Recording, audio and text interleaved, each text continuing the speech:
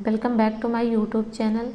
Friends, आज के video में आप देखने वाले हैं आचार्य रामचंद्र शुक्ल जी का साहित्य का इतिहास, प्रकरण 2, आदिकाल का प्रकरण 2 अपभ्रंश काव्य के विषय में आप आज देखेंगे।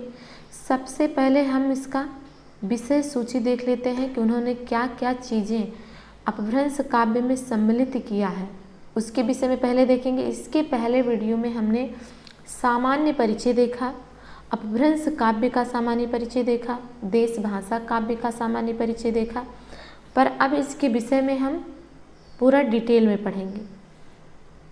तो प्रकरण 2 में शुक्ल जी ने क्या क्या चीज़ें सम्मिलित किया है, इसे देखते हुए चलेंगे। पहले है अपभ्रंश या लोक प्रचलित काव्य भाषा के साहित्य का आविर्भाव काल।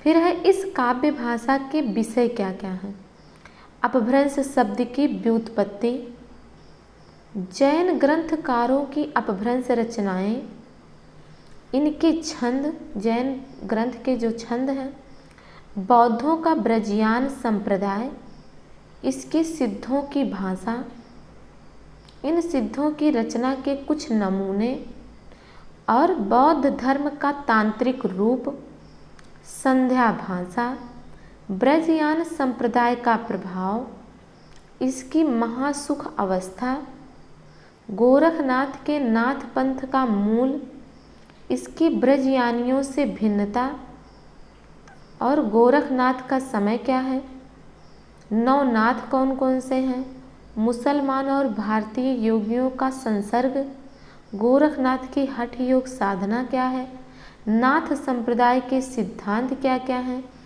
इनका ब्रजयानियों से साम्य कैसा है और नाथ पंथ की भाषा क्या है, इस प्रथा का प्रभाव कैसा है, इसके ग्रंथ कौन कौन से हैं, इन ग्रंथों के विषय क्या हैं, साहित्य के इतिहास में केवल भाषा के विकास की दृष्टि से इनका विचार क्या है, ग्रंथकार का परिचय और विद्यापति की अपभ्रंश रचनाएं, अपभ्रंश कविता की भाषा।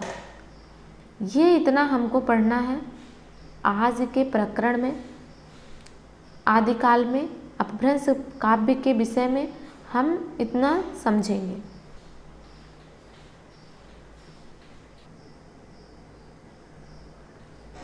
आदिकाल प्रकरण 2 अपभ्रंश काव्य। सबसे पहला पैराग्राफ जो है वो हम पढ़ेंगे। जब से प्राकृत बोलचाल की भाषा न रह गई, तभी से अपभ्रंश साहित्य का आविर्भाव समझना चाहिए। ये बहुत ही इम्पोर्टेंट लाइन है और ये इसके पहले भी प्रकरण 1 में भी, आदिकाल के प्रकरण 1 में भी सेम इसी सेंटेंस से शुरुआत हुई है और दूसरे प्रकरण में भी यही बात कही जा रही है। जब से प्राकृत बोलचाल की भाषा न रह गई, तभी से अपभ्रंश साहित्य का आविर्भाव समझना चाहिए। पहले जैसे गाथा या गाहा कहने से प्राकृत का बोध होता था, वैसे ही पीछे दोहा या दूहा कहने से अपभ्रंश या लोक प्रचलित काव्य भाषा का बोध होने लगा। इस पुराने प्रचलित काव्य भाषा में नीति, श्रृंगार, वीर आदि की कविताएं तो चली ही आती थीं। जैन और बौद्ध धर्माचार्य अपने मतों की रक्षा और प्रचार के लिए भी इसमें उपदेश आदि की रचना करते थे। प्राकृत से बिगड़ कर जो रूप बोलचाल की भाषा ने ग्रहण किया, वह भी आगे चलकर कुछ पुराना पड़ गया और काव्य रचना के लिए रूढ़ हो गया। अपभ्रंश नाम उसी समय से चला। जब तक भाषा बोलचाल में थी, तब तक वह भाषा देश भाषा ही कहलाती रही। जब वह भी साहित्य की भाषा हो गई, तब उसके लिए अपभ्रंश शब्द का व्यवहार होने लगा। जब वो साहित्यिक बन गई, जो भाषा बोलचाल की थी, तो उसके लिए अपभ्रंश शब्द का इस्तेमाल किया जाने लगा। ये पैराग्राफ बहुत ही ज़्यादा इम्पॉर्टेंट है, मोस्ट इम्पॉर्टेंट। इसे फिर से आप पढ़िएगा। और इसका वर्ड टू वर्ड हमें पता होना चाहिए, क्योंकि इसमें अपभ्रंश साहित्य के आविर्भाव के विषय में दिया गया है, अपभ्रंश शब्द किस प्रकार से बना ये बताया गया है, और इसमें किसकी रचनाएं होती थीं ये भी बताया गया। आगे है, भरत मुनि विक्रम तीसरी शताब्दी ने अपभ्रंश नाम ना देकर लोक भाषा को ही देश भाषा कहा है। इन्होंने अपभ्रंश नाम नहीं दिया और जो लोक प्रचलित भाषा थी उसे ही देश भाषा कहा। वर रुचि के प्राकृत प्रकाश में भी अपभ्रंश का उल्लेख नहीं है। अपभ्रंश नाम पहल वल्लभी के राजा धारसेन द्वितीय के शिलालेख में मिलता है, जिसमें उसने अपने पिता गुहसेन की विक्रम संवत 650 के पहले को संस्कृत, प्राकृत और अपभ्रंश तीनों का कवि कहा है। तो इस प्रकार इन्होंने सबसे पहले वल्लभी राजा धारसेन द्वितीय के शिलालेख में ये बताया गया कि उनके पिता गुहसेन जो थे वो संस्कृत, प्राकृत और अपभ्रंश इन तीनों के कवि थे। इसके बारे में भी क्वेश्चन आ चुका है, तो ये भी सेंटेंस याद रखिए। और भामा विक्रम 7वीं सती ने भी 3 भाषाओं का उल्लेख किया है। भामा ने भी 3 भाषाओं का उल्लेख किया है। बाण ने हर्षचरित में संस्कृत कवियों के साथ भाषा कवियों का भी उल्लेख किया है। इस प्रकार अपभ्रंश या प्राकृताभास हिंदी में रचना होने का पता हमें विक्रम की 7वीं शताब्दी में मिलता है। अपभ्रंश या प्राकृताभास हिंदी में रचना होने का पता हमें कब से चल रहा? 7वीं शताब्दी से। उस काल की रचना के नमूने बौद्धों की ब्रजियान शाखा के सिद्धों की कृतियों के बीच मिलते हैं। जो बौद्धों की ब्रजियान शाखा के अंदर सिद्धों की एक शाखा चली थी, उनकी कृतियों में हमें विक्रम की 7वीं शताब्दी में अपभ्रंश की रचनाएं मिलती हैं। वास्तव में देखा जाए तो अपभ्रंश 3री शताब्दी से ही मिलना स्टार्ट हो गया था, लेकिन उसका नाम तब अपभ्रंश ना होकर देश भाषा थी।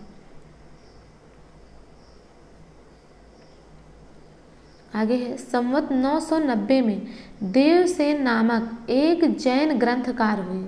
देवसेन के नाम के एक जैन ग्रंथकार हुए हैं। उन्होंने भी श्रावकाचार नाम की एक पुस्तक दोहों में बनाई। श्रावकाचार जो है वो किस भाषा में है? वो किस में है? दोहों में। उसकी छंद दोहा है, जिसकी भाषा अपभ्रंश का अधिक प्रचलित रूप लिए हुए है। जैसे जो जिण सासण भास्यु सो मैं कहियो सारू, जो पालय से भाव करी सो सरी पावई पारू। इस प्रकार से ये दोहा लिखा गया है। और ये दोहा पूछा भी जाता है कि ये दोहा किसका है? तो जो जिण सासण भास्यु सो मैं कहियो सारू, जो पालय से भाव करी सो सरी पावई पारू। ये श्रावकाचार में लिखा गया है और इसको लिखा किसने है? देवसेन ने।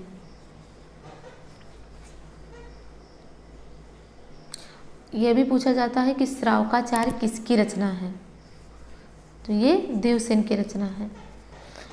इन्हीं देवसेन ने दब्ब सहाव पयास यानी द्रव्य स्वभाव प्रकाश नामक एक और ग्रंथ दोहों में बनाया था, जिसका पीछे से माइल धवल ने गाथा या साहित्य की प्राकृत में रूपांतर किया।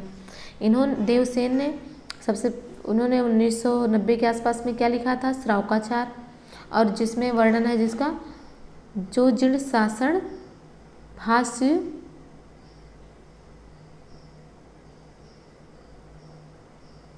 जो जिण सासण 1990 में इन्होंने क्या लिखा? जो जिण सासण भाष्य सो मैं कहियो सारू, जो पाले सो भाव करे सो सरी पावे पार, ये लिखा था। और इसके बाद इन्होंने क्या लिखा था? इसके बाद इन्होंने लिखा था दब्ब सहाव पयास द्रव्य स्वभाव प्रकाश, और इसका माइल धवल ने गाथा या साहित्य की प्राकृत में रूपांतर किया। इसके पीछे तो जैन कवियों की बहुत सी रचनाएं मिलती हैं, जैसे श्रुत पंचमी कथा, योगसार, जसहर चर्यु, उदय कुमार चर्यु। ये सब कैसी रचनाएं हैं? ये सब जैन कवियों की रचनाएं हैं। ध्यान देने की बात यह है कि चरित्र काव्य या आख्यान काव्य के लिए अधिकतर चौपाई दोहों की पद्धति ग्रहण की गई। चरित्र काव्य या आख्यान काव्य के लिए दोहे और चौपाई की पद्धति ग्रहण की गई। और श्रुति पंचमी कथा, योगसार, जसहर चर्यु, उदय कुमार चर्यु, ये कैसी रचनाएं हैं? जैन कवियों की रचनाएं हैं। पुष्पदंत जो कि संवत 1029 के आदि पुराण और उत्तर पुराण, जो पुष्पदंत की रचना है आदि पुराण और उत्तर पुराण, वो कैसे है? चौपाइयों में है। उसी काल के आसपास का जसहर चर्यु जो है, यशधर चर्यु, वो भी चौपाई में रचा गया है। जैसे बिड़ धावलेण सयौडु की हल्लई, बिड़ जीवेण देव की चल्लई, बिड़ जेमुड़ी मोख को पावई, तुम्हारिस की अप्पई आवै, तुम्हारिस की अप्पई आवै। इस प्रकार ये रचनाएं चौपाइयों में हैं। चौपाई दोहे की यह परंपरा हम आगे चलकर सूफियों की प्रेम कहानियों में, तुलसी के रामचरितमानस में तथा छत्र प्रकाश, ब्रजबिलास, सबल सिंह चौहान के महाभारत इत्यादि अनेक आख्यान काव्यों में पाते हैं। देखिए, छत्र प्रकाश, ब्रजबिलास तथा सबल सिंह चौहान, इन तीनों लोगों ने महाभारत लिखा है। इनमें भी चौपाई दोहे की परंपरा हम पाते हैं। और चौपाई दोहे की परंपरा हम सूफियों के प्रेम कहानियों में पाते हैं और रामचरितमानस में। और ये चौपाई का परंपरा कहाँ से चली है? ये उत्तर पुराण, जसहर चर्यु, इन सब में चौपाइयों की रचना आदिकाल में की गई थी। उसी से ये आगे चौपाई दोहे की परंपरा चली। ये तो रही जैन धर्म की बात। और जैन धर्म के जो भी साहित्यिक रचनाएं थी उनकी बात।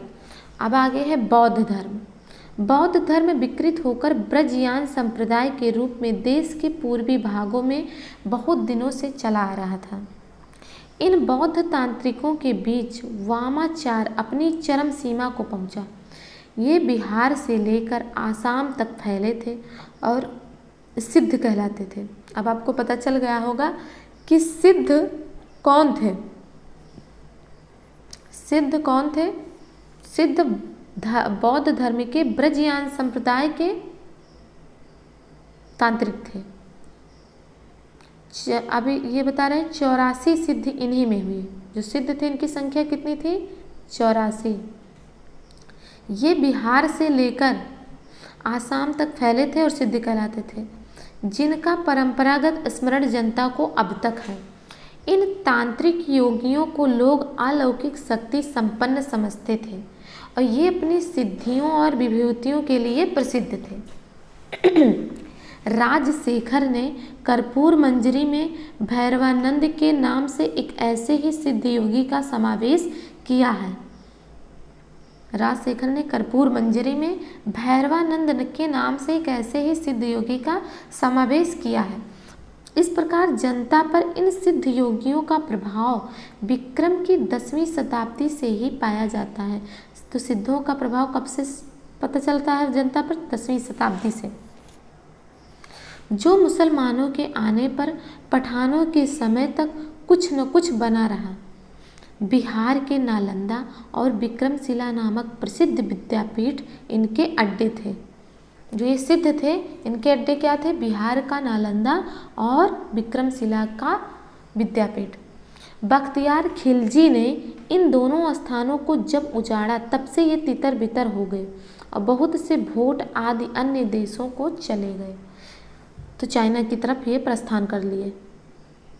अब 84 सिद्धों का नाम है।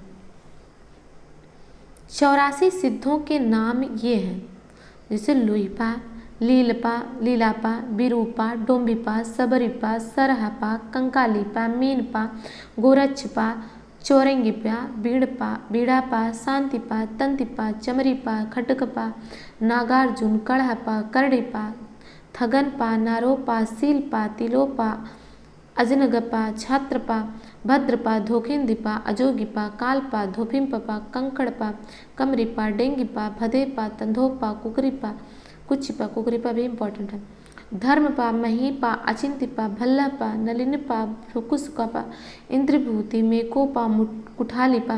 तो इस प्रकार से ये 84 सिद्धों के नाम दिए गए हैं, जिसमें से आपको कुछ सिद्ध जो है वो इम्पॉर्टेंट है, जिसके विषय में आपको पढ़ना है आगे और जिसके विषय में आपको जानना भी जरूरी है। जैसे लुईपा हो गए, बिरूपा हो गए, सबरीपा, सरहीपा, मीनपा, गोरक्षपा, कुकरीपा, चौरंगीपा, ये सब इम्पॉर्टेंट है।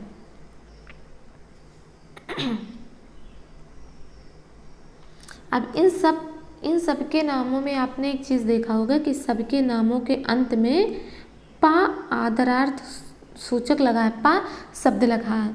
जैसे लुईपा, सबरपा, सरहपा, तो इन सब में पा शब्द लगा है। तो ये पा का अर्थ होता है पाद, जो कि आदरार्थ सूचक है।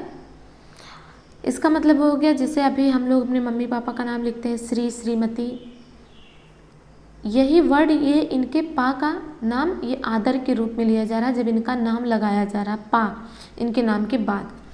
इस सूची के नाम पूर्वापर कालानुक्रम से नहीं हैं, इनमें से कई एक समसामयिक थे। ये जो ऊपर दिए गए नाम हैं ये कालक्रम के हिसाब से नहीं है, ये नाम दे दिए गए हैं बस। ब्रजयान शाखा में जो योगी सिद्ध के नाम से प्रसिद्ध हुए हैं वे अपने मत का संस्कार जनता पर भी डालना चाहते थे। देखिए योगी जो रहते थे वो अपने मत का संस्कार जनता पर डालना चाहते थे, इससे वे संस्कृत रचनाओं के अतिरिक्त अपनी बानी अपभ्रंश मिश्रित देश भाषा या काव्य भाषा में भी बराबर सुनाते रहे।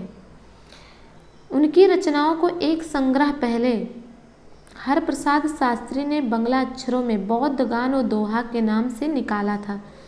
जो ये सिद्ध थे जो अपनी बानी को सुनाते थे अपभ्रंश मिश्रित देश भाषा में, उनकी रचनाओं को हरप्रसाद शास्त्री ने बंगला अक्षरों में बौद्ध गान और दोहा के नाम से निकाला है और ये बहुत इम्पोर्टेंट है।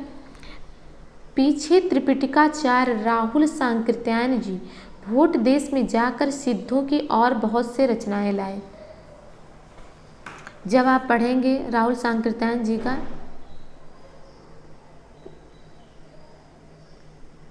राहुल सांकृत्यायन जी की यात्रा वृत्तांत, उसमें आपको पता चलेगा कि ये जब भोट देश गए थे यानी चाइना गए थे तब यहाँ से उन्होंने बहुत सारी पोथियों को लेकर आए थे वो, और उसमें उन्हें सिद्धों का प्रमाण मिला था। तो इसी के बारे में बताया जा रहा है कि बाद में जब त्रिपिटकाचार्य राहुल सांकृत्यायन जी भोट देश में जाकर सिद्धों की और बहुत सी रचनाएं लाए। सिद्धों में सबसे पुराने सरह या सरोज वज्र भी नाम है, जिनका काल डॉक्टर विनय तोष भट्टाचार्य ने विक्रम संवत 690 निश्चित किया है। उनकी रचना के कुछ नमूने नीचे दिए गए हैं। तो कौन है सरह? सिद्धों में सबसे पुराने कौन है? सरह, जिनका नाम है सरोज वज्र भी, और इनका विक्रम संवत 690 समय निश्चित किया गया है। इन्होंने अंतः साधना पर जोर दिया और पंडितों को फटकार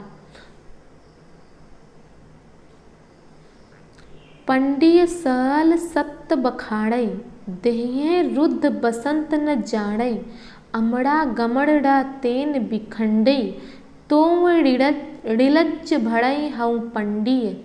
इस प्रकार से ये कई बार एग्जाम में पूछा गया है। और इसको किसने लिखा है?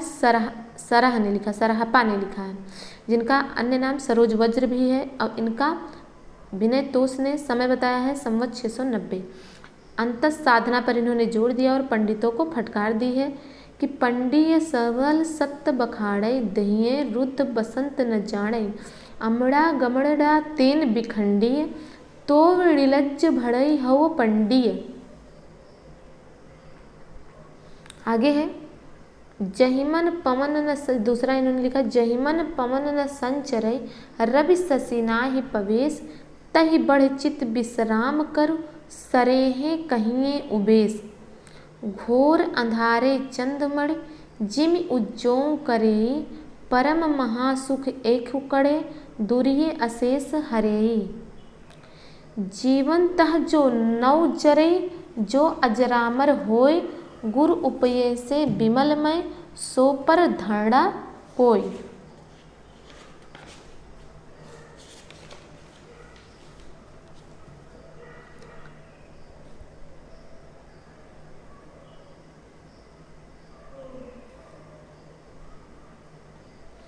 और इस प्रकार से ये समाप्त। दक्षिण मार्ग छोड़कर वाम मार्ग ग्रहण करने का इन्होंने उपदेश दिया। नाद न बिंदु न रवि न शशिमंडल, चिय रास सहाबे मूकल, उजरे उजु छाड़ी महलेहु रिबंक, नियह बोहिमा जाहु रिलंक।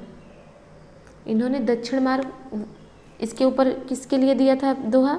अंतस साधना पर जोर दिया था और पंडितों को फटकार दिया था। लेकिन अब आगे ये क्या कह रहे हैं? दक्षिण मार्ग छोड़कर वाम मार्ग ग्रहण करने का इन्होंने उपदेश दिया। दक्षिण मार्ग छोड़कर वाम मार्ग ग्रहण करने का।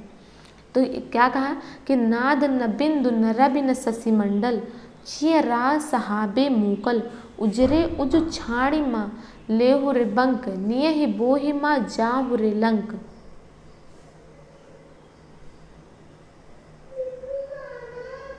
इस प्रकार लुहिपा या लुइपा संवत 830 के आसपास के गीतों से कुछ उदाहरण है इनका। ये लुइपा ने लिखा है कि का तरुवर पंच बिडाल, चंचल चीये पैठो काल, दिट करिए महासुख परिमाण, लुई भड़ई गुर पुच्छई जाड़। ये किसने लिखा है? लुइपा ने लिखा है कि का तरुवर पंच बिडाल, चंचल चीये पैठो काल, दिट करिए महासुख परिमाण, लुई भड़ई गुर पुच्छई जाड़।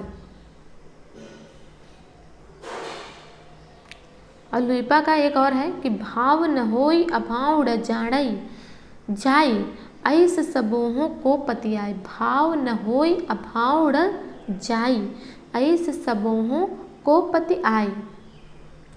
लुई भड़ई बट दुल्लख बिड़ाड़, तिय धाये बिलसई उह लागेड़। भाव न होई अभावड़ जाने, ये भी किसका है? लुइपा का। और इसके पहले की पंक्ति क्या थी? नाद न बिंदु न रवि न शशिमंडल, तो ये भी लुइपा का है। अब आगे विरूपा। इनका संवत 1900 के लगभग सन बताया जा रहा। वारुणी प्रेरित अंतर्मुखी साधना की पद्धति इनकी है। इन्होंने लिखा है, सहजे थिर करि वारुणी साधा, अजरामर होय दिट्ट काधा, दसमी दुआरत चिन्ह देखिया, आयल गराहक अपड़े बहिया। विरूपा लिखते हैं, सहजे थिर करि वारुणी साधा, अजरामर होय दिट्ट काधा, दसमी दुआरत चिद देखिया, आयल ग्राहक अपड़े बहिया। 64 घड़िए देट पसारा, पैठल ग्राहक नाहि निसारा। इस प्रकार से ये किसका है? विरूपा का। आगे है कड़हपा। आगे है कड़हपा। इनका जन्म है संवत 900 के उपरांत। इनकी बानी के कुछ खंड नीचे उद्धृत किए गए हैं। कड़हपा पूरे सब सिद्धों में 84 सिद्धों में पांडित्य में सबसे प्रथम स्थान इनका था। ये लिखते हैं, एकड़ किज्जय मंत्रण तंत, ऋय धारणी लय केलि करंत, ऋय घर घरड़ी जाबड़ मज्जय, ताबि की पंच वर्ण बिहरिजय। फिर से एक बार सुनिए, एकड़ किज्जय मंत्रण तंत, ऋय धारणी लय केलि करंत, ऋय घर घरड़ी जाबड़ मज्जय, ताबि की पंच वर्ण बिहरिजय। जिमि लोड़ बिलज्जय, पाड़ियहि तिमि घरड़ी लय चित्त, समरस जय तखड़े जड़ पुड़ते समनिता नित। जिमि लोड़ बिलज्जय, पाड़ियहि तिमि घरड़ी लय चित्त, समरस जय तखड़े जड़ पुरु ते सम नित। इस प्रकार से ये किसका है? ये रहा कढ़ापा का। आगे है कि ब्रजयानियों की योग तंत्र साधनाओं में मध्य तथा स्त्रियों की विशेषता, डोमनी, रजकी आदि की अबाध सेवन एक आवश्यक अंग था। ब्रजयानियों की योग तंत्र साधनाओं में यानी सिद्ध भी मध्य तथा स्त्रियों का सेवन करते थे। सिद्ध कढ़ापा डोमनी के आह्वान गीत इस प्रकार गाते हैं। नगर बाहिरे डोम्बी तोहर कुड़िया छाई, छोड़ी जाई सो बाम नाड़िया।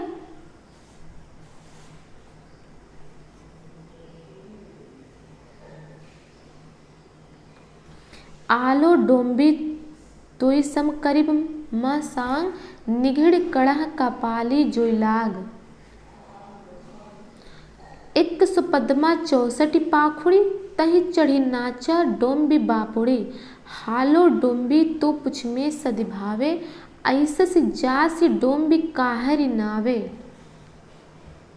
इस प्रकार ब्रजयानियों का सिद्ध ये कढ़ापा ने लिखा है। डोमनी का आवाहन गीत है ये।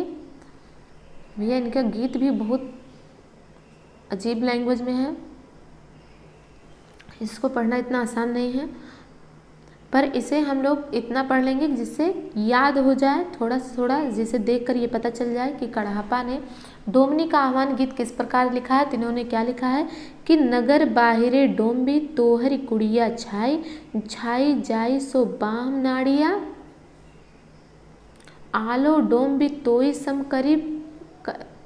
करीब मसांग, निघिड़ कड़ह का पाली जोइलाग, 164 पाखुड़ी तही चढ़ी नाचे डोम्बी बापुड़ी, हालो डाम्बी तो पुछ में सद्भावे, ऐसे ऐसस जासी डोम्बी काहरी नावे। उनका भैया गीत हो गया कढ़ापा का। और दूसरा कढ़ापा का, गंगा जमुना माझे रे बहाई नाई, ताहि बुड़िल मातंगी पोइया लीले पार करेई, बाहत डोम्बी बाहलो डोम्बी बाटत भइल उछारा, सदगुरु पाव पय जाइब पूरी जिड़ियोरा।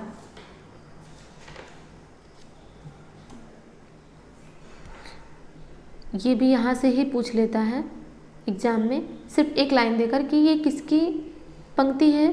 तो ये कढ़ापा की पंक्ति है कि गंगा जमुना माझे रे बहाई नाई, ताहि बूढ़िल मातंगी पोइया लीले पार करेई, बाहत डोम्बी बाहल डोम्बी बाटत भइल उछारा, सदगुरु पाव पय जाइब पूरी चिड़ियोरा। इसी में आगे है, का नावड़ी खट्टी मन करियाल, सदगुरु बड़े धर पतवाल, छिए थिर करी कहु रे नाई, अन्य उपाय पार न जाई। तो कढ़ापा का समाप्त हुआ।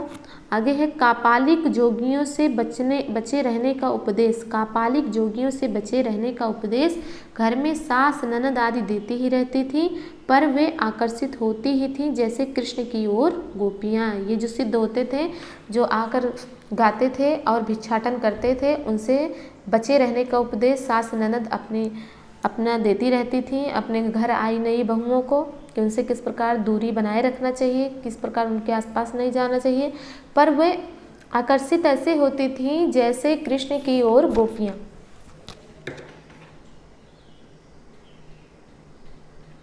राग देश मोहलाई छार, परम भीख लवये मुतिहार, मारे सासु नड़द घर साली, माँ मारिया कड़ह भैल कबाली। थोड़ा घट के भीतर का बिहार देखिए, ये तो उपदेश दे रही हैं कि राग देश मोहलाई छार, परम भीख लवे मुतिहार, मारे सासु नड़द घर खसाली, माँ मारिया कड़ह भैल कबाली। और घट के भीतर का बिहार देखिए इनका, नाड़ी शक्ति दिय धारे खदे, अनह डमरू बाजय वीर नादे, काढ़ कपाली जोग पैठ अचारे, देह नरी बिहरई इकारे। इसी ढंग का किसका है? कुक्कुरिपा का। यह संवत 900 के उपरांत के हैं।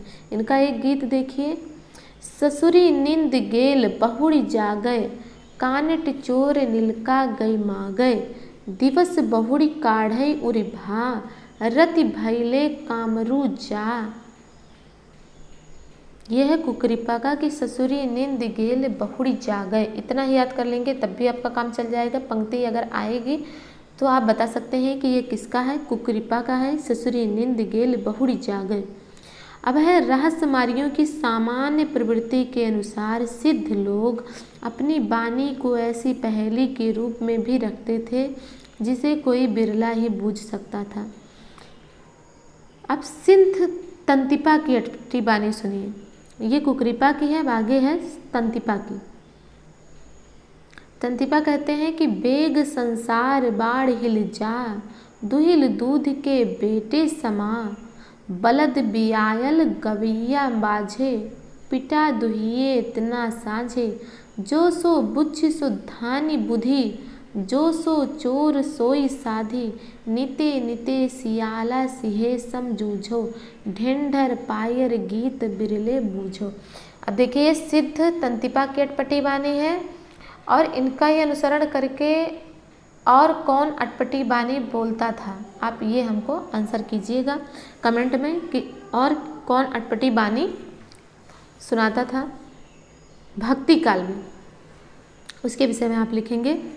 सिद्ध तंतिपा का तो हम पढ़ ही रहे कि बेग संसार बाढ़ हिल जाए, दुहिल दूध के बेटे समा, बलद बियाल गवैया बाझे, पिटा दुहिए इतना साझे, जो सो बुच्छ सो धानी बुद्धि, जो सो चोर सोई साधे, निते निते सियाला सिहे सम जूझे, ढेंढर पायर गीत बिरले बूझे। बौद्ध धर्म ने जब तांत्रिक रूप धारण किया तब उसमें 5 ध्यानी बुद्धा और उनकी शक्तियों के अतिरिक्त अनेक बोधिसत्वों की भावना की गई जो सृष्टि का परिचालन करते हैं। ब्रजयान में आकर महासुखवाद का प्रवर्तन हुआ। ब्रजयान में आकर किसका प्रवर्तन हुआ? महासुखवाद का। महासुखवाद का प्रवर्तन ब्रजयान में हुआ। प्रज्ञा और उपाय के योग से इस महासुख दशा की प्राप्ति मानी गई है। इससे आनंद स्वरूप ईश्वरत्व ही समझिए। निर्वाण के 3 अवयव ठहराए गए, शून्य, विज्ञान और महासुख।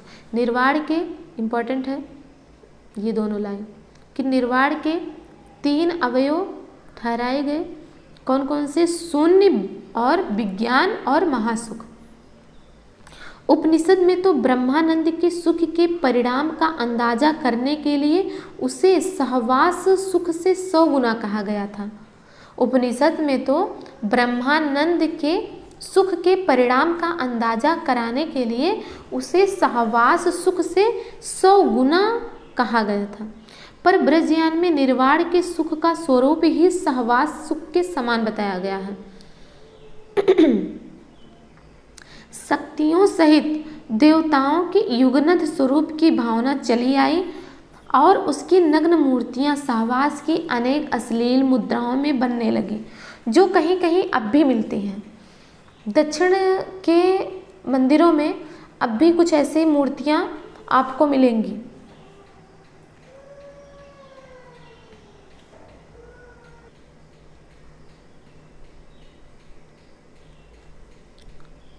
दक्षिण में जो मंदिर हैं उसमें जो चित्रकारी की गई है और कहीं कहीं गुफाओं में भी इस प्रकार की चित्रकारियाँ आपको मिल जाएंगी जिस प्रकार इसमें लिखा गया है।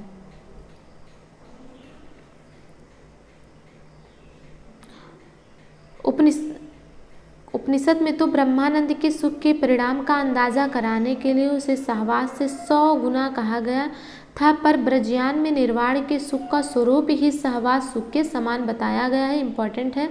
शक्तियों सहित देवताओं के युगनद स्वरूप की भावना चली और उसकी नग्न मूर्तियां सहवास की अनेक अश्लील मुद्राओं में बनने लगी, जो कहीं कहीं अब भी मिलती हैं। रहस्य या गुह्य की प्रवृत्ति बढ़ती गई और गुह्य समाज या श्री समाज स्थान स्थान पर होने लगे। गुह्य समाज या श्री समाज स्थान स्थान पर होने लगे। ऊंचे नीचे कई वर्णों की स्त्रियों को लेकर मद्यपान के साथ अनेक विभत्स विधान ब्रजयानियों की साधना के प्रधान अंग थे। सिद्ध प्राप्ति करने के लिए किसी स्त्री का जिसे शक्ति जिसे क्या कहा जा सकता था, जिसे कहा जाता था शक्ति। इनको योगिनी या महामुद्रा भी कहते थे। इनका योग या सेवन आवश्यक था। इसमें कोई संदेह नहीं कि जिस समय मुसलमान भारत आए उस समय देश के पूर्वी भागों में, बिहार, बंगाल और उड़ीसा में धर्म के नाम पर बहुत दुराचार फैला था। इस प्रकार से कोई धर्म होता है जिसमें स्त्रियों का सेवन किया जाए? तो ऐसे ही ये जो ब्रजयान से निकले हुए, जो बौद्धों के ब्रजयान से निकले हुए शाखा थे, जिसमें जो सिद्ध कहलाते थे, वो बिहार, बंगाल और उड़ीसा में बहुत ही अधिक मात्रा में दुराचार फैला दिए थे, इस सब टाइप के पाखंड आडंबर फैलाकर। और रहस्यवादियों की सार्वभौम प्रवृत्ति के अनुसार ये सिद्ध लोग अपनी वाणियों के सांकेतिक दूसरे भी अर्थ बताया करते थे।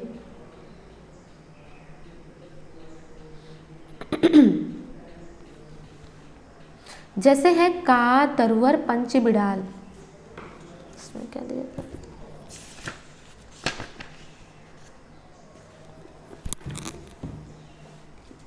जैसे है का, तरुवर, पंच बिडाल। अब इसमें पंच बिडाल में बौद्ध शास्त्रों में निरूपित पंच प्रतिबंध, आलस्य, हिंसा, काम, चिकित्सा और मोह। ध्यान देने की बात यह है कि विकारों की यही 5 संख्या निर्गुण धारा के संतों और हिंदी के सूफी कवियों ने ली। हिंदू शास्त्रों में विकारों की बधी संख्या 6 है। ये भी इम्पोर्टेंट है कि इसमें क्या क्या आता है? आलस्य, हिंसा, काम, चिकित्सा और मोह। मोस्ट इम्पॉर्टेंट ये प्रश्न एग्जाम में पूछा जा सकता है कि पंच बिडाल में क्या सम्मिलित हैं और क्या नहीं है। इसमें से एक अगर आपको हटा दिया जाएगा, आलस्य, हिंसा, काम, चिकित्सा और मोह। गंगा जमुना माझे बहाई रिनाई, इसका अर्थ दिया गया है कि इला पिंगला के बीच सुषुम्ना नाड़ी के मार्ग से शून्य देश की ओर यात्रा। इसी से वे अपनी वाणियों की भाषा को संध्या भाषा भी कहते थे। अपनी भाषा को क्या कहते थे? संध्या भाषा। ऊपर उद्धृत थोड़े से वचनों से ही इसका पता लग सकता है कि इन सिद्धों द्वारा किस प्रकार के संस्कार जनता में इधर उधर बिखेरे गए थे। जनता की श्रद्धा शास्त्राज्ञ विद्वानों पर से हटाकर अंतर्मुख साधना वाले योगियों पर जमाने का प्रयत्न सराह कि इस वचन या घट में ही बुद्ध है, यह नहीं जानता। आवागमन को भी खंडित नहीं किया तो भी निर्लज्ज कहता है कि मैं पंडित हूँ। मैं स्पष्ट झलकता है। यहाँ पर यह समझ रखना चाहिए कि योग मार्गी बौद्धों ने श्रुति की भावना कर ली थी।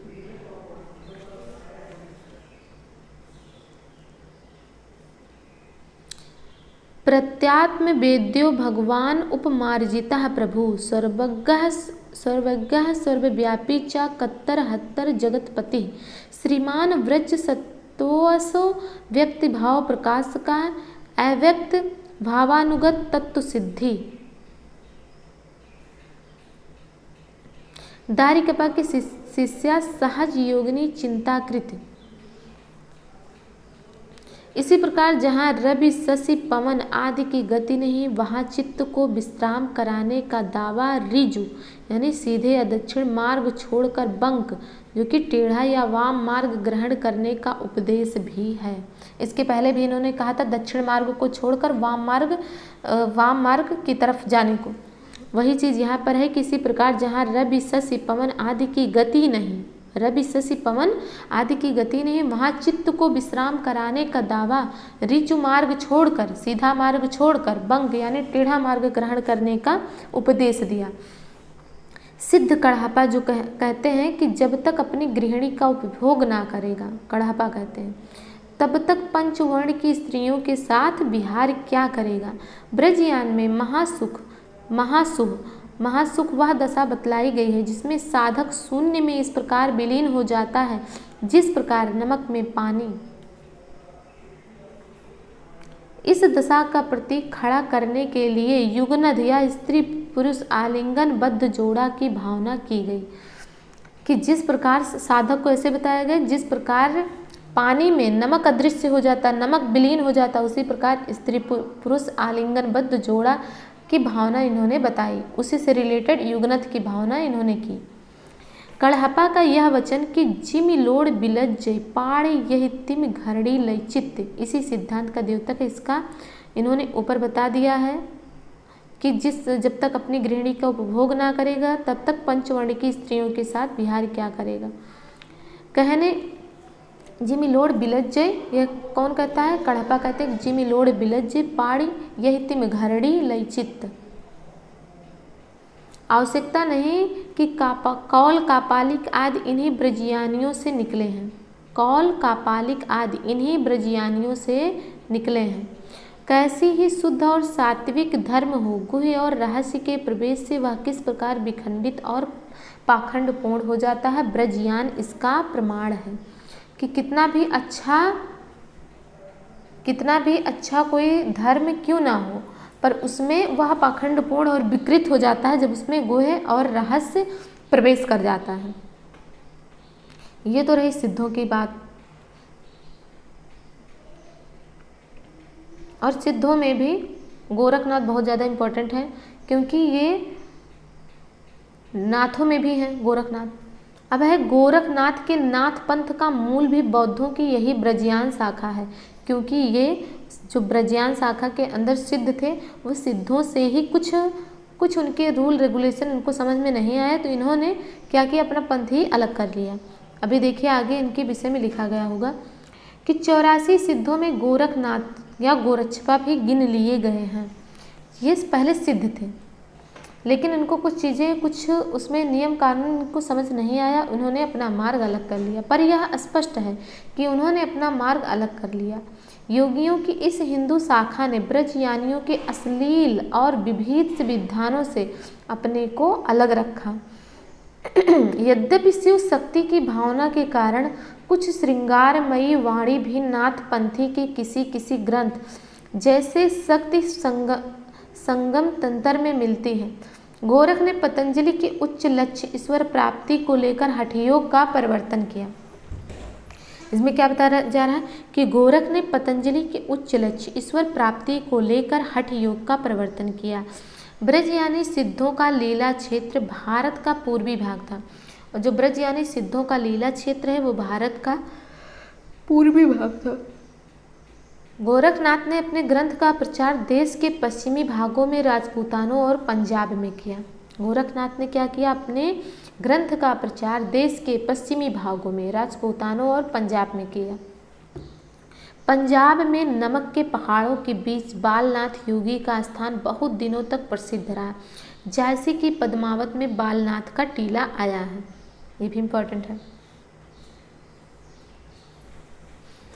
तो गोरखनाथ पहले सिद्ध थे, पर जो जैसे इन्होंने स्त्रियों का सेवन बताया, ये सब चीज़ें, मद्य का सेवन बताया, ये सब चीज़ें इनको अच्छी नहीं लगी। ये सब जो अश्लीलता थी, इनके जो विभिन्न विधान थे वो सब इन्हें समझ नहीं आए, जिसके कारण इन्होंने अपने मार्ग को ही अलग कर लिया और ये नाथ संप्रदाय के प्रवर्तक हो गए।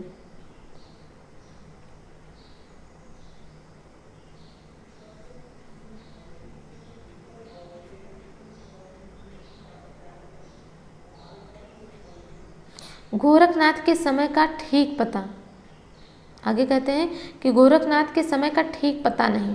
राहुल सांकृत्यायन जी ने ब्रज यानी सिद्धों की परंपरा के बीच उनका जो स्थान रखा है, उसके अनुसार उनका समय विक्रम की 10वीं शताब्दी आता है। गोरखनाथ का समय राहुल सांकृत्यायन जी के अनुसार 10वीं शताब्दी आता है, क्योंकि इनका एकदम क्लियर डाटा नहीं है कि इनका जन्म समय कब था, एकदम क्लियर नहीं है। राहुल सांकृत्यायन जी ने इनका लगभग विक्रम की 10वीं शताब्दी के आसपास बताया है। उनका आधार जो इन्होंने बताया, उनका आधार क्या है, ब्रजयानी सिद्धों की एक पुस्तक रत्नाकर जोपम कथा है, जिसके अनुसार इन्होंने गोरखनाथ का जन्म समय 10वीं शताब्दी बताया। जिसके अनुसार मीननाथ जो हैं, मीननाथ के पुत्र मत्स्येंद्रनाथ काम रूप के मछुआरे थे और चरपटीपा के शिष्य होकर सिद्ध हुए थे। पर सिद्धों की अपनी सूची में सांकृत्यायन जी ने ही मत्स्येंद्र को जलंधर का शिष्य लिखा है। इन्होंने क्या लिखा है, सिद्धों सांकृत्यायन जी ने मत्स्येंद्र को जलंधर का शिष्य लिखा है, लेकिन जो रत्नाकर जोपम कथा है ब्रजयानी सिद्धों की, उसके अनुसार जो मत्स्येंद्र थे उनके गुरु कौन थे, चरपटीपा थे। लेकिन इन्होंने किसको माना है, जलंधरपा को माना है, जो परंपरा से प्रसिद्ध चला आता है। गोरखनाथ के गुरु मत्स्येंद्रनाथ या मच्छंदरनाथ थे। और गोरखनाथ के गुरु कौन थे, मत्स्येंद्रनाथ या मच्छंदरनाथ। और इनके गुरु कौन थे, राहुल सांकृत्यायन जी के अनुसार जलंधरनाथ थे मत्स्येंद्रनाथ के, और रत्नाकर जोपम कथा के अनुसार चरपटीपा थे। यह तो प्रसिद्ध ही है। सांकृत्यायन जी ने मीननाथ या मीनपा को पाल वंशी राजा देवपाल के समय में अर्थात संवत 900 के आस माना है। और मीनपा को इन्होंने मत्स्येंद्रनाथ के जो पिता के रूप में इन्होंने आगे बताया है, उनको कितना सन बताया, संवत 900 के आसपास। यह समय उन्होंने किस आधार पर स्थित किया पता नहीं। यदि सिद्धों की उक्त पुस्तक में मीनपा के राजा देवपाल के समय में होने का उल्लेख होता तो वे उसकी ओर विशेष रूप से आकर्षित करते।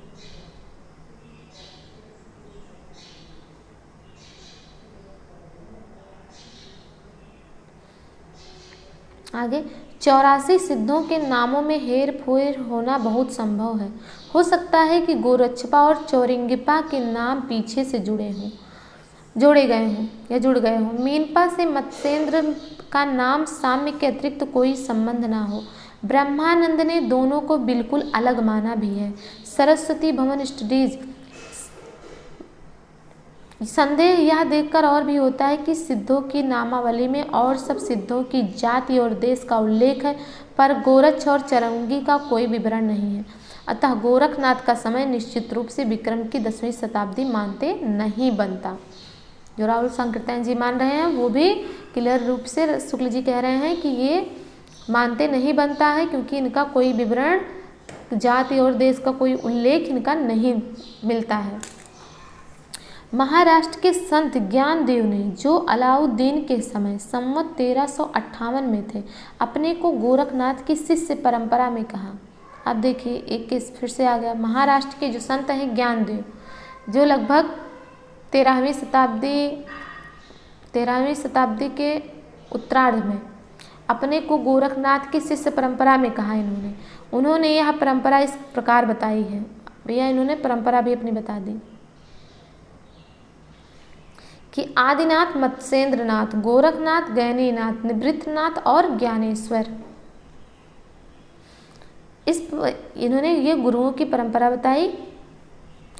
इस महाराष्ट्र परंपरा के अनुसार गोरखनाथ का समय महाराज पृथ्वीराज के पीछे यानी कि उसके बाद आता है। नाथ परंपरा में मत्स्येंद्रनाथ के गुरु जालंधरनाथ माने जाते हैं। नाथ परंपरा में मत्स्येंद्रनाथ के गुरु जालंधरनाथ माने जाते हैं। भोट के ग्रंथों में भी सिद्ध जो हैं वो जलंधर आदिनाथ कहे गए हैं। सिद्ध जलंधर आदिनाथ कहे गए हैं। सब बातों का विचार करने से हमें ऐसा प्रतीत होता है कि जलंधर ने ही सिद्धों से अपनी परंपरा अलग की और पंजाब की ओर चले गए। अब तक बताया जा रहा है कि गोरखनाथ ने सिद्धों से अपनी परंपरा अलग की, पर ये सब देखते हुए ऐसा लग रहा है कि जलंधर ने अपनी परंपरा अलग की सिद्धों से। वहाँ कांगड़े की पहाड़ियों तथा और स्थानों में रमते रहे। पंजाब का जलंधर शहर उन्हीं का स्मारक जान पड़ता है। नाथ संप्रदाय के किसी ग्रंथ में जलंधर को बालनाथ भी कहा गया है। नमक के पहाड़ों के बीच बालनाथ का टीला बहुत दिनों तक प्रसिद्ध रहा। मत्स्येंद्र जलंधर के शिष्य थे। मत्स्येंद्र कौन थे? वो जलंधर के शिष्य थे। नाथपंथियों की यह धारणा ठीक जान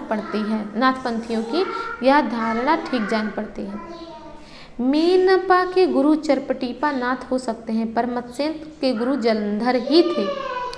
मत्स्येंद्र गुरु चरपटीपा जो कि जोपम कथा में लिखा है उसके अनुसार चरपटीपा थे, परंतु जो राहुल सांकृत्यायन जी जलंधर को मान रहे हैं तो इस अनुसार भी मीनपा के गुरु चरपटीनाथ हो सकते हैं, पर मत्स्येंद्र के गुरु जलंधर ही थे। सांकृत्यायन जी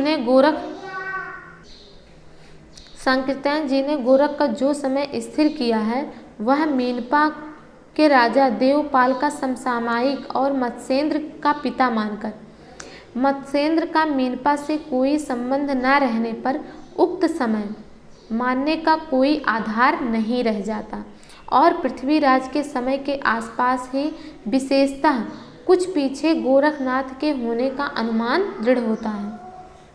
जिस प्रकार सिद्धों की संख्या 84 प्रसिद्ध है, उसी प्रकार नाथों की संख्या 9। अब भी लोग 9 नाथ और 84 सिद्ध कहते सुने जाते हैं। गोरख सिद्धांत संग्रह में मार्ग प्रवर्तकों के नाम गिनाए गए हैं। नागार्जुन, जड़भरत, हरिश्चंद्र, सत्यनाथ, भीमनाथ, गोरक्षनाथ, चरपट, जलंधर, मलयार्जुन। इस प्रकार से क्या हो गए? 9 नाथ। और इन नामों में नागार्जुन, चरपट और जलंधर सिद्धों की परंपरा में भी हैं। नागार्जुन, चरपट, जलंधर ये सिद्धों की परंपरा में भी हैं। 3 नागार्जुन संवत 702 प्रसिद्ध रसायनी भी थे। नाथपंथ में रसायन की सिद्धि है। नाथपंथ सिद्धों की परंपरा से ही छंटकर निकला है, इसमें कोई संदेह नहीं है। इतिहास से इस बात का पता लगता है कि महमूद गजनवी के भी कुछ पहले सिंध और मुल्तान में कुछ मुसलमान बस गए थे, जिनमें कुछ सूफी भी थे। बहुत से सूफियों ने भारतीय योगियों से प्राणायाम आदि की क्रियाएं सीखी, इसका उल्लेख मिलता है। अतः गोरखनाथ चाहे विक्रम की 10वीं शताब्दी में हुए हों, चाहे 13वीं में, उनका मुसलमानों से परिचित होना अच्छी तरह माना जा सकता है, क्योंकि जैसा कहा जा चुका कि उन्होंने अपने पद का प्रचार पंजाब और राजपूताने की ओर किया।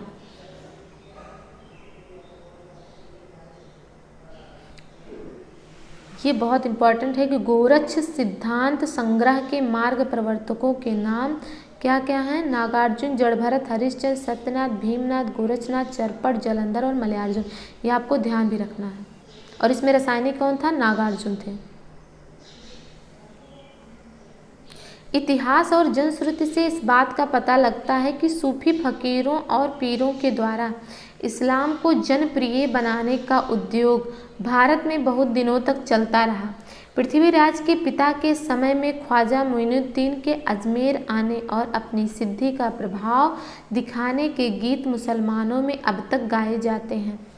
चमत्कारों पर विश्वास करने वाली भोली भाली जनता के बीच अपना प्रभाव फैलाने में इन पीरों और फकीरों को सिद्धों और योगियों से मुकाबला करना पड़ा, जिनका प्रभाव पहले से जमा चला आ रहा था।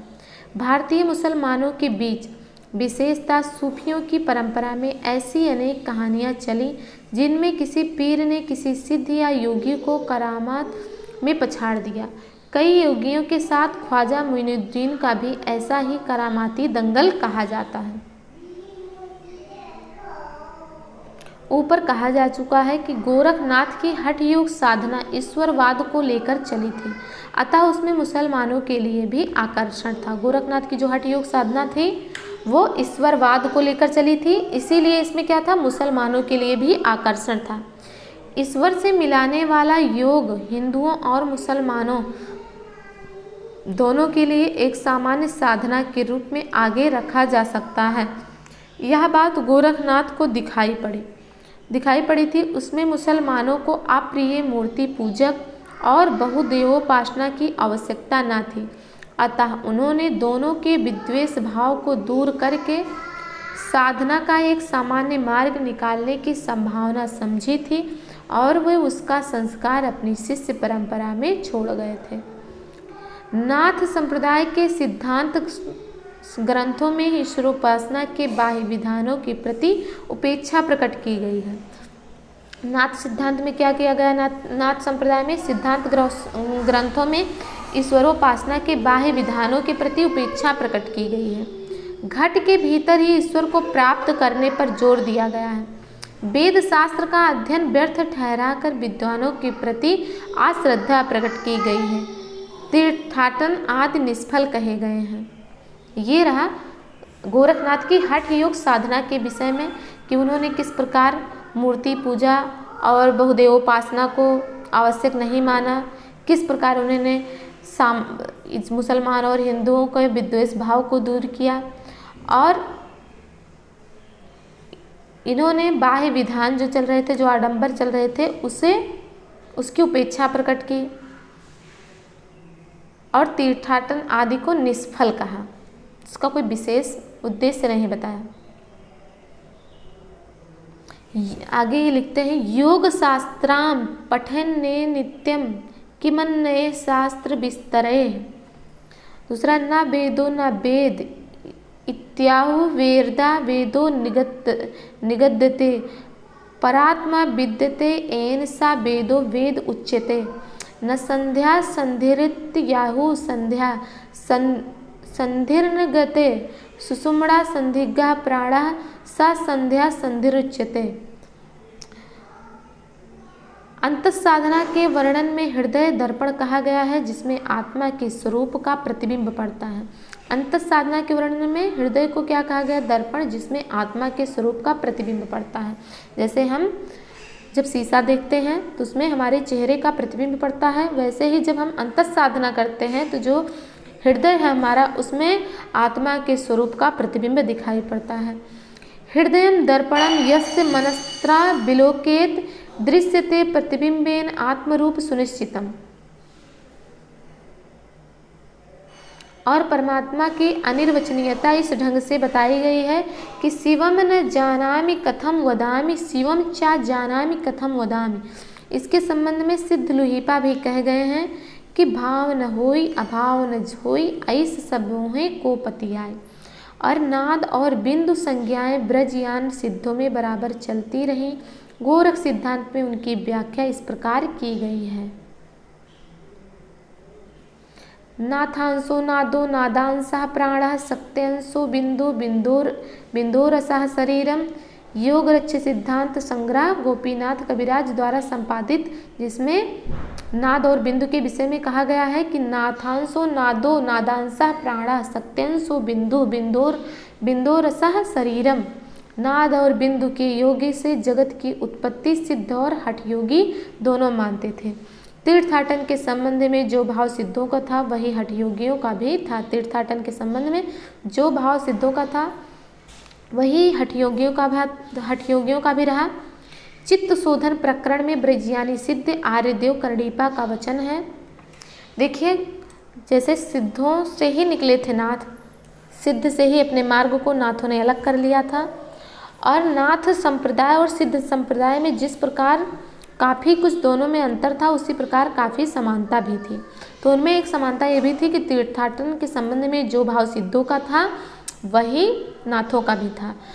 परंतु ऐसे कुछ जगह हैं जैसे जिसकी वजह से ये दोनों संप्रदाय अलग हुए, तो उसमें मद्य सेवन, स्त्री सेवन, इससे नाथ संप्रदाय वाले संबद्ध नहीं रखते थे।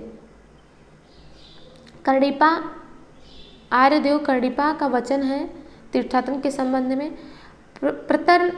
प्रतरन्निपि गंगायाम नयो स्वान शुद्धि महर्ति तस्माद् मर्ध्याम पूषाम तीर्थ स्नानम तु निष्फलम। धर्मे यदि भवेत स्नानात् कैवर्तनाम कृतार्थता नक्तम दिव प्रविष्टानम मत्स्य दिनाम तु का कथा। जनता के बीच इस प्रकार के प्रभाव क्रमशः ऐसे गीतों के रूप में निर्गुण पंथी संतों द्वारा आगे भी बराबर फैलते रहे। निर्गुण पंथी संतों के द्वारा, जैसे निर्गुण पंथी संतों ने क्या कहा, गंगा के नहाए कहो को नर तरिगे मछरी ने तरी जाको पानी में घर है। जैसे कहा जाता है कि जब आप गंगा नहाने जाते हैं, हरिद्वार जाएं, अयोध्या आएँ या कहीं भी इस प्रकार से आप आते जाते हैं, तो गंगा के नहाने से जो मनुष्य है उसके पाप सारे धुल जाते हैं। तो वही निर्गुण पंथियों ने कहा है कि गंगा के नहाए कहो को नर तरिगे, कि कहा जाता है कि गंगा के नहाने से मनुष्य तर जाते हैं, उनके पाप कलुष धुल जाते हैं। पर मछली न तरी जाको पानी में घर है। जो मछली गंगा के जल में ही रहती है वो क्यों नहीं तरती है, वो क्यों नहीं भवसागर पार उतरती है। इस प्रकार से इनका कहना है। यहाँ पर यह बात ध्यान में रखना आवश्यक है कि 84 सिद्धों में बहुत से मछुए, चमार, धोबी, डोम, कहार, लकड़हारे, दर्जी तथा बहुत से शूद्र कहे जाने वाले लोग थे। अतः जाति पाति के खंडन तो वे आप ही थे। नाथ संप्रदाय भी जब फैला तब उसमें भी जनता की नीची और अशिक्षित श्रेणियों के बहुत से लोग आए जो शास्त्र ज्ञान संपन्न न थे, जिनकी बुद्धि का विकास बहुत सामान्य कोटि का था। पर अपने को रहस्यदर्शी प्रदर्शित करने के लिए शास्त्रज्ञ पंडितों और विद्वानों को फटकारना भी वे जरूरी समझते थे। सद्गुरु का महात्म्य सिद्धों में भी और उनमें भी बहुत अधिक था। देखिए अब बताया जा रहा है कि एक समानता ये है कि सद्गुरु का महात्म्य सिद्धों में भी था और नाथों में भी था। नाथ पंथी के जो जोगी हैं वो कान की लौ में बड़े बड़े छेद करके स्फटिक के भारी भारी कुंडल पहनते थे, इससे वे कनफटे कहलाते हैं। जैसा कि पहले कहा जा चुका है कि इस पंथ का प्रचार राजपूताने तथा पंजाब की ओर अधिक रहा। अतः जब मत के प्रचार के लिए इस पंथ में भाषा के भी ग्रंथ लिखे गए तब उधर की ही प्रचलित भाषा का व्यवहार किया गया। उन्हें मुसलमानों को भी अपनी बानी सुनानी रहती थी, जिनकी बोली अधिकतर दिल्ली के आसपास की खड़ी बोली थी। इससे उसका मेल भी उनकी बानियों में अधिकतर रहता था। इस प्रकार नाथपंथ के इन जोगियों ने परंपरागत साहित्य की भाषा या काव्य भाषा से, जिसका ढांचा नागर अपभ्रंश या ब्रज का था, अलग एक सधुकड़ी भाषा का सहारा लिया, जिसका ढांचा कुछ खड़ी बोली लिए राजस्थानी था। देश भाषा की इन पुस्तकों में पूजा, तीर्थाटन आदि के साथ हज, नमाज आदि का भी उल्लेख पाया जाता है। इस प्रकार एक पुस्तक का नाम है काफिर बोध। देखिए ऐसे भी क्वेश्चन एग्जाम में पूछे जाते हैं कि कनफटे कौन कहलाते थे। तो नाथ पंथ के जो जोगी थे वो कनफटे कहलाते थे। और कनफटे का मतलब क्या होता है? इसका मतलब होता है कानों की लौ में बड़े बड़े छेद करके स्फटिक के भारी भारी कुंडल पहनना। ये था कनफटे योगियों की विशेषता। और इनका जो भाषा था वो सधुकड़ी भाषा का सहारा लिया गया, जो कि कुछ खड़ी बोली लिए राजस्थानी था। इस प्रकार की एक पुस्तक भी पाई गई जिसका नाम काफिर बोध है। आगे है नाथ पंथ के उपदेशों का प्रभाव हिंदुओं के अतिरिक्त मुसलमानों पर भी प्रारंभ काल में ही पड़ा। बहुत से मुसलमान निम्न श्रेणी के ही सही नाथ पंथ में आए। अब भी इस प्रदेश में बहुत से मुसलमान जोगी गिरुआ वस्त्र पहने, गुदड़ी की लंबी झोली लटकाए, सारंगी बजा बजा कर कली में अमर राजा भरथरी के गीत गाते फिरते हैं और पूछने पर गोरखनाथ को अपना आदि गुरु बताते हैं। ये राजा गोपी चंद के भी गीत गाते हैं। तो जी के नाथ पंथी हैं, किसके किसके गीत गाते हैं?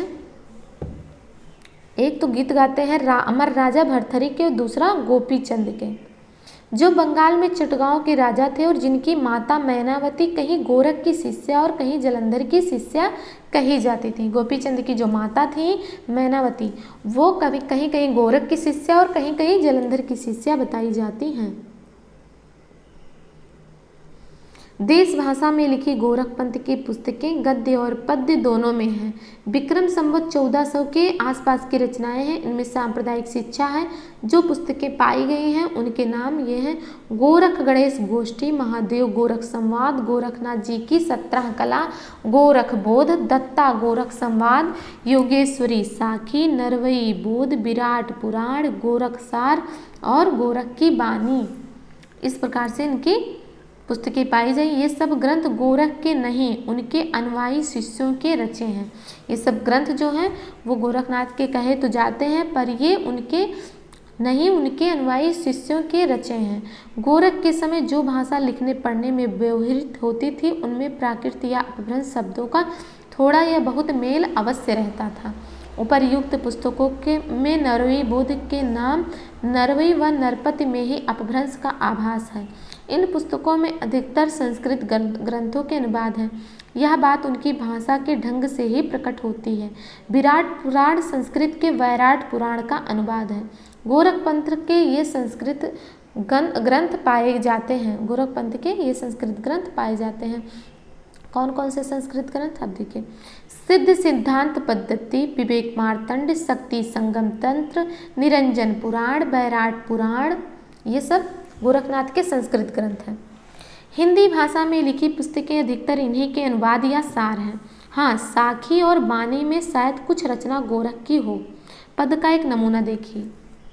अब जो साखी और बानी के एक पद का नमूना प्रस्तुत है: स्वामी तुम्हीं गुरु गोस्वाई, अमेहे जोस्यो सब सबद इक बुझबा, निरारंभे चेला कूण विधि रहे, सतगुरु होए से पूछा कहे। अबुधु रहिया हाटे बाटे, रूप बिरस की छाया, तजिबा काम क्रोध लोभ मोह संसार की माया। आगे है, सिद्धों और योगियों का इतना वर्णन करके इस बात की ओर ध्यान दिलाना हम आवश्यक समझते हैं कि उनकी रचनाएं तांत्रिक विधान, योग साधना, आत्मनिग्रह, श्वास निरोधा, भीतरी चक्रों और नाड़ियों की स्थिति, अंतर्मुखी साधना के महत्व इत्यादि की सांप्रदायिक शिक्षा मात्र हैं। जीवन की स्वाभाविक अनुभूतियों और दशाओं से उनका कोई संबंध नहीं, अतः वे शुद्ध साहित्य के अंतर्गत नहीं आती। उनको उसी रूप में ग्रहण करना चाहिए जिस रूप में ज्योतिष, आयुर्वेद आदि के ग्रंथ उनका वर्णन यहाँ केवल दो बातों के विचार से किया गया है। तो पहली बात है भाषा। सिद्धों की उद्धृत रचनाओं की भाषा देश भाषा मिश्रित अपभ्रंश या पुरानी हिंदी की काव्य भाषा है, यह तो स्पष्ट है। उन्होंने भरसक उसी सर्वमान्य व्यापक काव्य भाषा में लिखा है जो उस समय गुजरात, राजपूताने और ब्रजमंडल से लेकर बिहार तक लिखने पढ़ने की शिष्ट भाषा थी। पर मगध में रहने के कारण सिद्धों की भाषा में कुछ पूर्वी प्रयोग भी थे, जैसे भैले, बुड़ली मिले हुए हैं। पुरानी हिंदी की व्यापक काव्य भाषा का ढांचा सौर सेनी प्रसूत अपभ्रंश अर्थात ब्रज और खड़ी बोली पश्चिमी हिंदी का था। वही ढांचा हम उद्धृत रचनाओं की जो सो मारिया पैठो जा कि जय करंत जाब जब तब या ताब तब तक मये कोई इत्यादि प्रयोगों में पाते हैं। ये प्रयोग मागधी प्रसूत पुरानी बंगला के नहीं, सौर सोनी प्रसूत पुरानी पश्चिमी हिंदी के हैं। सिद्ध कढ़प्पा की रचनाओं को यदि हम ध्यानपूर्वक देखें तो एक बात साफ झलकती है, वह यह कि उनके उपदेश की भाषा तो पुरानी टकसाली हिंदी, पर गीत की भाषा पुरानी बिहारी या पूर्वी मिली बोली है। ये किसकी बात हो रही है? ये हो रही है अब कढ़प्पा की बात। यही भेद हम आगे चलकर कबीर की साखी रमैनी जो कि गीत की भाषा में पाते हैं। साखी की भाषा तो खड़ी बोली राजस्थानी मिश्रित सामान्य सदुकड़ी भाषा है, पर रमैनी के पदों की भाषा में काव्य की ब्रज भाषा और कहीं कहीं पूर्वी बोली भी है। सबसे ये तो पहला अंतर हो गया कि साहित्यिक क्यों नहीं है, भाषा का आधार एक हो गया। और अब दूसरा देखते हैं कौन सा आधार है। सिद्धों में सरह सबसे पुराने अर्थात विक्रम संवत 690 के हैं। हिंदी काव्य भाषा के पुराने रूप का पता हमें विक्रम की 7वीं शताब्दी के अंतिम चरण में मिलता है। अब यहाँ से दूसरी बात शुरू होती है। दूसरी बात उनके साहित्यों की क्या है? एक तो भाषा होगी, दूसरी है सांप्रदायिक प्रवृत्ति और उसके संस्कार की परंपरा। सांप्रदायिक प्रवृत्ति और उसके संस्कार की परंपरा। ब्रज यानी सिद्धों ने निम्न वाणी की प्रायः अशिक्षित जनता के बीच किस प्रकार के भावों के लिए जगह निकाली, यह दिखाया जा चुका है। उन्होंने बाह्य पूजा, जाति पाति, तीर्थाटन इत्यादि के प्रति उपेक्षा बुद्धि का प्रचार किया। रहस्यदर्शी बनकर शास्त्राज्ञ विद्वानों का तिरस्कार करने और मनमाने रूपकों के द्वारा अटपटी बानी में पहेलियां बुझाने का रास्ता दिखाया। घट के भीतर चक्र, नाड़ियां, शून्य देश आदि मानकर साधना करने की बात फैलाई गई और नाद, बिंदु, सुरति, निरति ऐसे शब्दों की उद्धरणी करना सिखाया। यही परंपरा अपने ढंग पर नाथपंथियों ने भी जारी रखी। आगे चलकर भक्ति काल में निर्गुण संत संप्रदाय किस प्रकार वेदांत के ज्ञानवाद, सूफियों के प्रेमवाद तथा वैष्णवों के अहिंसावाद और प्रपत्तिवाद को मिलाकर सिद्धों और योगियों द्वारा बनाए हुए इस रास्ते पर चल पड़ा, यह आगे दिखाया जाएगा। कबीर आदि संतों को नाथपंथियों ने जिस प्रकार साखी और बानी शब्द मिले, उसी प्रकार साखी और बानी के लिए बहुत कुछ सामग्री और सधुकड़ी भाषा भी थी। ये ही दो बात दिखाने के लिए इस इतिहास इस इतिहास में सिद्धों और योगियों का विवरण दिया गया है। देखिए शुक्ल जी बता रहे हैं कि यही दो बातें बताने और दिखाने के लिए इस इतिहास में सिद्धों और योगियों का विवरण दिया गया है। उनकी रचनाओं का जीवन की स्वाभाविक सारणियों, अनुभूतियों और दशाओं से कोई संबंध नहीं, वो सांप्रदायिक शिक्षा मात्र है, अतः शुद्ध साहित्य की कोटि में नहीं आ सकती। वो सांप्रदायिक शिक्षा मात्र हैं और शुद्ध साहित्य की कोटि में नहीं आ सकती।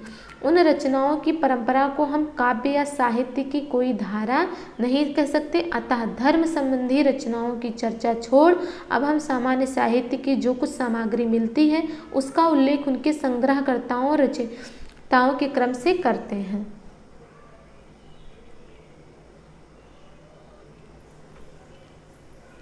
आगे है हेमचंद्र के विषय में अब दिया गया है कि हेमचंद गुजरात के सोलंकी राजा सिद्धराज जयसिंह संवत 1150 से 1199 और उनके भतीजे कुमारपाल संवत 1199 से 1230 के यहाँ इनका बड़ा मान था। ये अपने समय के सबसे प्रसिद्ध जैन आचार्य थे। हेमचंद्र उस समय के सबसे प्रसिद्ध जैन आचार्य थे। इन्होंने एक बड़ा भारी व्याकरण ग्रंथ सिद्ध हेमचंद्र शब्दानुशासन सिद्धराज के समय में बनाया, जिसमें संस्कृत, प्राकृत और अपभ्रंश तीनों का समावेश किया। अपभ्रंश के उदाहरणों में इन्होंने पूरे दोहे या पद्य उद्धृत किए हैं, जिनमें से अधिकांश इनके समय से पहले के हैं। कुछ दोहे देखिए, तो बहुत इंपॉर्टेंट है ये सिद्ध हेमचंद्र शब्दानुशासन। किसने लिखा है? हेमचंद्र ने लिखा, और इसमें संस्कृत, प्राकृत और अपभ्रंश तीनों का समावेश किया गया है। इसमें इन्होंने लिखा है कि भला हुआ जो मारिया बहिड़ी मारा कंतु लज्जे जमतु वयम सिंहो जय भग्गा घरे अंतु। यानी इसका अर्थ है कि भला हुआ जो मारा गया है बहन हमारा कंत यानी हमारा पति, यदि वह भागा हुआ घर आता तो मैं अपनी स्वयं वयस्काओं में लज्जित होती, यानी अपनी सहेलियों में लज्जित होती अगर वह भागकर घर आ जाता। जय सो न आवै दुई घर काये अहो मुह तुझू वैण जो खंडय तो सहिए सो पियो हुए न मुझू। इसका अर्थ है कि हे दूती, यदि वह घर नहीं आता तो तेरा क्यों अधोमुख है। हे सखी, जो तेरा वचन खंडित करता है, और श्लेष से इसका दूसरा अर्थ निकलता है कि जो तेरे मुख पर चुंबन द्वारा छत करता है वह मेरा प्रिय नहीं है। जे मुह दृंडा दिहड़ा दय पव संतेड़ ताड़ गड़ंते अंगुलिये जज्जरियायो नहेड़। जे मुह दृंडा दिहड़ा दये पव संतेड़ ताड़ गड़ंते अंगुलिये जज्जरियाओ नहेड़। जो दिन या अवधि दैत्य अर्थात प्रिय ने प्रवास जाते हुए मुझे दिए थे, उन्हें नख से गिनते गिनते मेरी उंगलियां जर्जित हो गईं, उंगलियां जज्जरियाओ नहेड़। दूसरा है पिय संगम कौ निंदड़ी पियहो परखों केयो मैं बिन्ननियो बिन्नास या निंद नयो नतेयो। ये सब किसने लिखा है? हेमचंद्र ने। कि प्रिय के संगम में नींद कहाँ और प्रिय के परोक्ष में भी क्यों कर आवे, मैं दोनों प्रकार से विनाशिता हुई, ना यो नींद ना त्यों नींद। यानी कि जब उसके पति साथ में है तब भी उसको नींद कहाँ, और जब वो चले गए तब भी उसको नींद कहाँ। इन दोनों प्रकार से विनाशिता हुई, ना यो नींद ना त्यों। अपने व्याकरण के उदाहरणों के लिए कि हेमचंद्र ने भट्टी के समान एक द्वयाश्रय काव्य की भी रचना की है, जिसके अंतर्गत कुमारपाल चरित नामक एक प्राकृत काव्य भी है। इस काव्य में भी अपभ्रंश के पद्य रखे गए हैं। ये जो इन्होंने हेमचंद्र का व्याकरण के उदाहरणों के लिए, अपने व्याकरण के उदाहरणों के लिए इन्होंने भट्टी के समान एक द्वयाश्रय काव्य की भी रचना की, जिसके अंतर्गत कुमारपाल चरित नामक एक प्राकृतिक काव्य भी है। कुमारपाल चरित नामक काव्य ये किसका लिखा गया है? हेमचंद्र का। और कुमारपाल प्रतिबोध किसका लिखा गया है? ये आप कमेंट में बताएंगे। अब है सोमप्रभ सूरी। हेमचंद्र के विषय में आपने जान लिया। अब है सोमप्रभ सूरी, ये भी एक जैन पंडित थे। जैसे हेमचंद्र सूरी हेमचंद्र सूरी ने, हेमचंद्र जैसे एक जैन पंडित थे वैसे ही सोमप्रभ सूरी भी एक जैन पंडित है। इन्होंने संवत 1241 में कुमारपाल प्रतिबोध, देखिए आ गया कि कुमारपाल प्रतिबोध किसने लिखा, सोमप्रभ सूरी ने, नामक एक गद्य पद्य में संस्कृत प्राकृत काव्य लिखा, जिसमें समय समय पर हेमचंद्र द्वारा कुमारपाल को अनेक प्रकार के उपदेश दिए जाने की कथा लिखी है। यह ग्रंथ अधिकांश प्राकृत में ही है, बीच बीच में संस्कृत श्लोक और अपभ्रंश के दोहे आए हैं।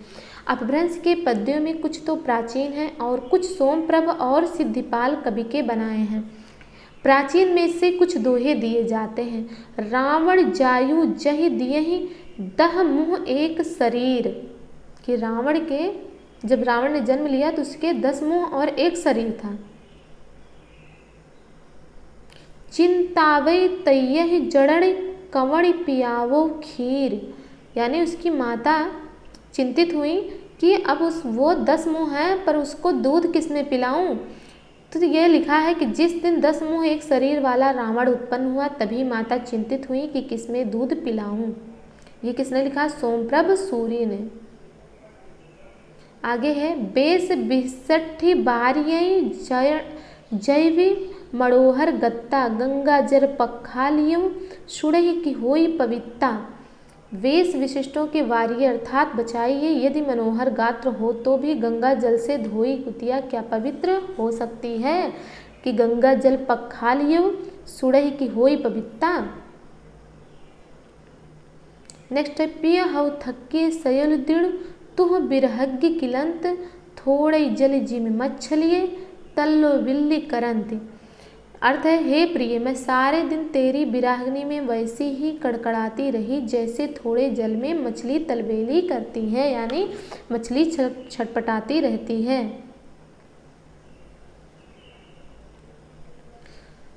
जैन आचार में हमने हेमचंद्र को देखा और सोमप्रभ सूरी को देखा। अब नेक्स्ट है जैनाचार्य मेरुतुंग। इन्होंने संवत 1361 में प्रबंध चिंतामणि नामक एक संस्कृत ग्रंथ भोज प्रबंध के ढंग का बनाया, जिसमें बहुत से पुराने राजाओं के आख्यान संग्रहित किए। इन्हीं आख्यानों के अंतर्गत बीच बीच में अपभ्रंश के पद्य भी उद्धृत हैं, जो बहुत पहले से चले आते थे। कुछ दोहे तो राजा भोज के चाचा मुंज के कहे हुए भी हैं। मुंज के दोहे अपभ्रंश या पुरानी हिंदी के बहुत ही पुराने नमूने कहे जा सकते हैं। मुंज ने जब तैलंग देश पर चढ़ाई की थी तब वहाँ के राजा तैलप ने उसे बंदी कर लिया था और रस्सियों से बांधकर अपने यहाँ ले गया था। वहाँ उसके साथ तैलप की बहन मृणालवती से प्रेम हो गया। इस प्रसंग के दोहे देखिए कि झाली तिट्टी की न हुए छरपुंज, हिंदई दोरी बांधियो जिम मकड़ई तिमपुंज मुंज, यानी टूट पड़ी हुई आग से क्यों ना मरा, छारपुंज क्यों ना हो गया, जैसे डोरी में बंधा बंदर वैसे घूमता है मुंज। मुंज भड़ई मुड़लावई जुब्बड़ गयो न झूरी, जय शक्कर सैखंड थे तो इस मीठी चूरी। मुंज कहता है कि हे मृणालवती, गए हुए यौन को न पछताएं, यदि शर्करा 100 खंड हो जाए तो भी यह चूरी हुई ऐसी ही मीठी रहेगी। यानी शर्करा का चाहे आप एक दाना उठा लीजिए और चाहे इतनी शर्करा ले लीजिए, वो सब मीठी रहेगी, और चाहे उसका चूर्ण बना लीजिए फिर 1 कण टेस्ट करिए तब भी वो मीठी ही रहेगी। जामति पच्छे संपजय सामति पहली होय, मुंज भड़ई मुड़लावई बिघन न बेढ़ई कोय। अर्थ है कि जो मति या बुद्धि पीछे प्राप्त होती है यदि पहले हो तो मुंज कहता है कि हे मृणालवती, विघ्न किसी को ना घेरे। यानी जब हम कष्ट में आते हैं, जब हम समस्या में हो जाते हैं, तब हमें वो नहीं पता चलता कि हम इस समस्या से कैसे निकलें, लेकिन जब वो समस्या हमारी समाप्त हो जाती तब हमें ये पता चलता है कि अगर हमने ऐसा किया होता तो शायद इस समस्या से हम बाहर आ जाते या इस समस्या में हम ना फंसते। फंसने के बाद हमें बुद्धि आती है, फंसने के पहले नहीं। आजकल तो आप देख रहे हैं जो भी फ्रॉड हो रहा है बैंक से, यानी आपके पास कोई मैसेज आएगा, कोई कॉल आएगा कि आपने ये चीज़ जीता है, आप करोड़पति बन गए हैं, आपको ये पासवर्ड देना है, इस प्रकार से आपके बैंक का ही जो अमाउंट है वो साफ़ कर देते हैं। तो ये सब क्या होता है, ये सब यही है कि जब हम समस्या में फंस जाते हैं, जब हम पैसा गंवा देते हैं, तब हमें पता चलता है कि हमें ऐसा नहीं करना चाहिए था, अपनी OTP किसी को नहीं देना चाहिए था।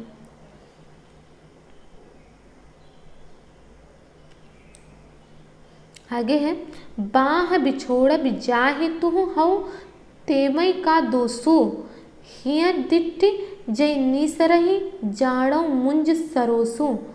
यानी बाह छुड़ाकर तू जाता है, मैं भी वैसे ही जाती हूँ, क्या हर्ज है। हृदय स्थित अर्थात हृदय से यदि निकले तो मैं जानूँ कि मुंज रूठा है। यो जम्मू नग्गहूँ क्यों भड़सिर खग्गू न भग्गू तिखा तुरिये न माड़िया गोरी गली न लग्गू। यह जन्म व्यर्थ गया, न सुभटों के सिर पर खडग टूटा, न तेज घोड़े सजाए, न गोरी या सुंदरी के गले लगा। यह जन्म व्यर्थ गया, मुंज ऐसा कह रहा। फुटकल रचनाओं के अतिरिक्त वीर गाथाओं की परंपरा के प्रमाण भी अपभ्रंश मिली भाषा में मिलते हैं कि फुटकल रचनाओं के अतिरिक्त वीर गाथाओं की परंपरा के प्रमाण भी अपभ्रंश में मिलते हैं। विद्याधर इस नाम के एक कवि ने कन्नौज के किसी राठौर सम्राट शायद जयचंद के प्रताप और पराक्रम का वर्णन किसी ग्रंथ में किया था। ग्रंथ का पता नहीं, पर कुछ पद्य प्राकृत पिंगल सूत्र में मिलते हैं, जैसे भा भज्जे बंगा भंगू कलिंगा तिलंगा रण मुत्ति चले मरहट्टा धिट्टा लगिए कट्ठा सुरट्ठा भा पाव पले चंपा रण कंपा पब झंपा उत्थी उत्थी जीव हरे का शरीर काशी सर राणा की पाड़ा बिज्जाहर भड़ मंती वरे। यदि विद्याधर को समसामयिक कवि माना जाए तो उसका समय विक्रम की 13वीं शताब्दी समझा जा सकता है। आगे है सारंगधर, इनका आयुर्वेद ग्रंथ तो प्रसिद्ध ही है। ये अच्छे कवि और सूत्रकार भी थे। इन्होंने सारंगधर पद्धति के नाम से एक सुभाषित संग्रह भी बनाया है और अपना परिचय भी दिया है। रणथंभौर के सुप्रसिद्ध वीर महाराज हम्मीर देव के प्रधान सभासदों में राघव देव थे। उनके भोपाल दामोदर और देवदास ये 3 पुत्र हुए। दामोदर के 3 पुत्र हुए सारंगधर, लक्ष्मीधर और कृष्ण। हमीर देव संवत 1357 में अलाउद्दीन की चढ़ाई में मारे गए थे। अतः सारंगधर के ग्रंथों का समय उक्त संवत के कुछ पीछे अर्थात विक्रम की 14वीं शताब्दी के अंतिम चरण में मानना चाहिए। सारंगधर पद्धति में बहुत से साबर मंत्र और भाषा चित्र काव्य दिए हैं, जिनमें बीच बीच में देश भाषा के वाक्य आए हैं। उदाहरण के श्री मल्लदेव राजा की प्रशंसा में कहा हुआ यह श्लोक देखिए। राजा मल्लदेव, ये भी याद रखना है कि ये किसके प्रशंसा में कहा गया कि श्री मल्लदेव राजा की प्रशंसा में कहा गया है। नूनम बादलम छाई खेह पसरी निःसृण शब्दः खरः शत्रु पाणि लुटालि तोड़ हनिसो योम भड़ंत्युद्भटा झूठे गर्भ भरा मघाली सहसा रे कंत मेरे कहे कंठे पाग निवेश जाह शरणम श्रीमल्लदेव विभूम।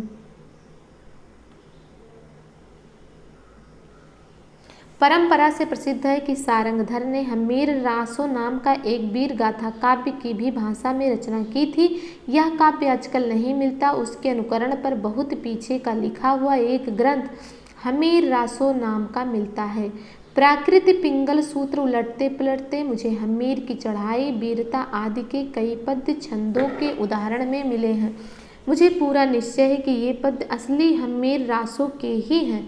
अतः ऐसे कुछ पद्य नीचे दिए जाते हैं। ढोला मारिए ढिल्ली महमुच्छु मेच्छ शरीर पुर जज्जला मंतिवर चलिए वीर हम्मीर।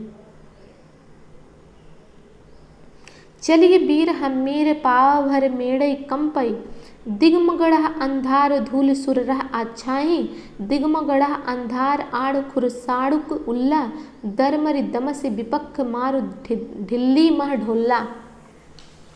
इसका अर्थ है कि दिल्ली में ढोल बजाया गया, मलीछों के शरीर मूर्छित हुए, आगे मंत्रीवर जज्जल को करके वीर हम्मीर चले, चरणों के भार से पृथ्वी कांपती है, दिशाओं के मार्गों और आकाश में अंधेरा हो गया है। धूल सूर्य के रथ को आच्छादित करती है। ओल में खुरासनी ले आए, विपक्षियों को दल मल कर दबाया, दिल्ली में ढोल बजाया। आगे है,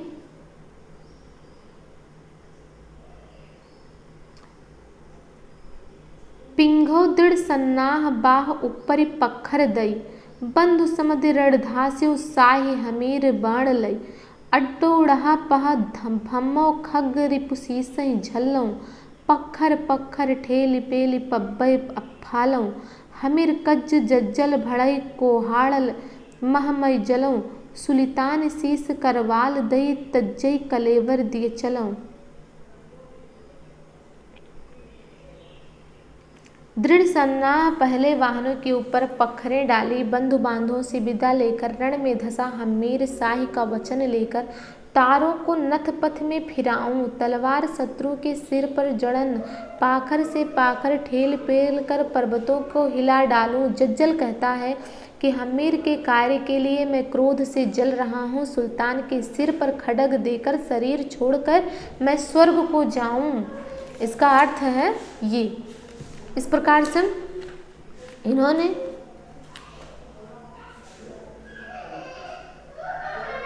आगे लिखा है, पाभर दर्मो धारण तरणि रह धुल्ले झंपई, कमठ पिठ तरपरी मेरु मंदर सिर कंपई, को ही चले हमीर वीर गजहूं संजुत्तो, क्यों कट्ठ हाकंद मुच्छ में छई के पुत्तो। इसका अर्थ है कि चरणों के भार से पृथ्वी दलमल हो उठी, सूर्य का रथ धूल से ढक गया, कमठ की पीठ तड़फड़ा उठी, मेरु मंदिर की चोटियां कंपित हुई, गज यूथ के साथ वीर हमीर क्रुद्ध होकर चले, मलेच्छों के पुत्र हा कष्ट करके रो उठे और मूर्छित हो गए। आगे है कि अपभ्रंश की रचनाओं की परंपरा यहीं समाप्त होती है। यद्यपि 50-60 वर्ष पीछे विद्यापति संवत 1460 में वर्तमान ने बीच बीच में देश भाषा के भी कुछ पद्य रखकर अपभ्रंश में 2 छोटी छोटी पुस्तकें लिखी, पर उस समय तक अपभ्रंश का स्थान देश भाषा ले चुकी थी। प्रसिद्ध भाषा तत्वविद सर जॉर्ज ग्रियर्सन जब विद्यापति के पदों का संग्रह कर रहे थे, उस समय उन्हें पता लगा था कि कीर्तिलता और कीर्ति पताका नाम की प्रसिद्ध संबंधी 2 पुस्तकें भी उनकी लिखी हैं, पर उस समय उनमें से किसी का पता न चला। थोड़े दिन हुए महामहोपाध्याय पंडित हर प्रसाद शास्त्री नेपाल गए थे। वहाँ राज के पुस्तकालय में कीर्तिलता की एक प्रति मिली, जिसकी नकल उन्होंने ले ली। कीर्तिलता की एक प्रति मिल गई है, पर कीर्ति पताका की अभी तक कोई प्रतिलिपि नहीं मिली है। इस पुस्तक में तिरहुत के राजा कीर्ति सिंह की वीरता, उदारता, गुण, ग्राहकता आदि का वर्णन बीच बीच में कुछ देश भाषा के पद्य रखते हुए अपभ्रंश भाषा के दोहा, चौपाई, छप्पे, छंद, गाथा आदि छंदों में किया गया है।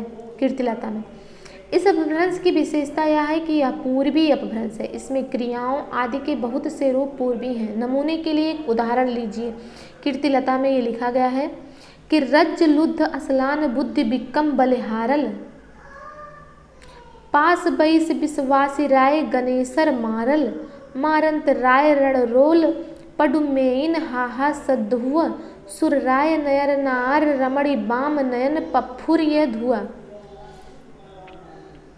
और दूसरी विशेषता यह है कि विद्यापति के अपभ्रंश की प्राय देश भाषा कुछ अधिक लिए हुए हैं और उसमें तत्सम संस्कृत शब्दों का वैसा बहिष्कार नहीं है। तात्पर्य यह है कि वह प्रकृति की रूढ़ियों से उतनी अधिक बधी नहीं है उसमें जैसे इस प्रकार का टकसाली अपभ्रंश है।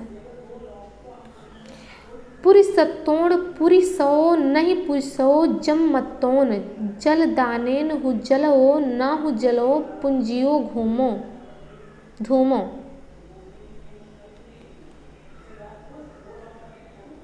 वैसे इस प्रकार की देश भाषा या बोली भी है। कतहु तुरुक बरकर बाट जाए ते बेगार धार, हारी आने बाभन बरुआ, मथा चढ़ावे गायक चरुआ, हिंदू बोले दूरहि निकार, छोटऊ तुरुका भविकी मार। ये किसका है? विद्यापति का। आगे है कि अपभ्रंश की कविताओं के जो नए पुराने नमूने अब तक दिए जा चुके हैं उनसे इस बात का ठीक अनुमान हो सकता है कि काव्य भाषा प्रकृति की रूढ़ियों से कितनी बधी हुई चलती रही है। इम्पॉर्टेंट है ये लाइन।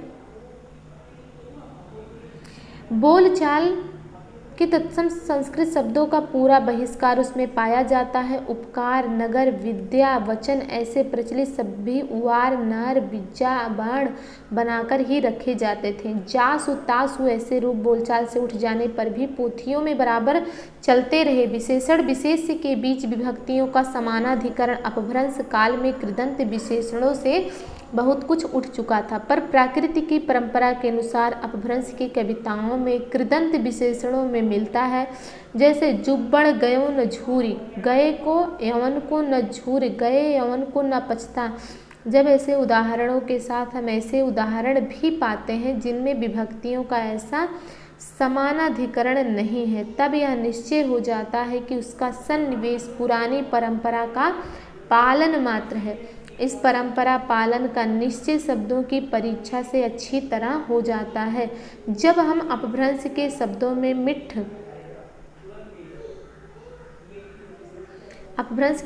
में मिठ और मीठी दोनों रूपों का प्रयोग पाते हैं, तब उस काल में मीठी शब्द के प्रचलित होने में क्या संदेह हो सकता है।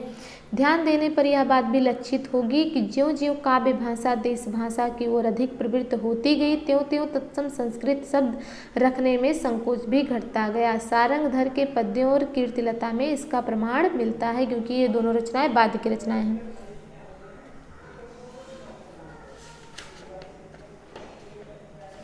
इस प्रकार से हमारा आदिकाल का प्रकरण 2 यहीं पर समाप्त होता है।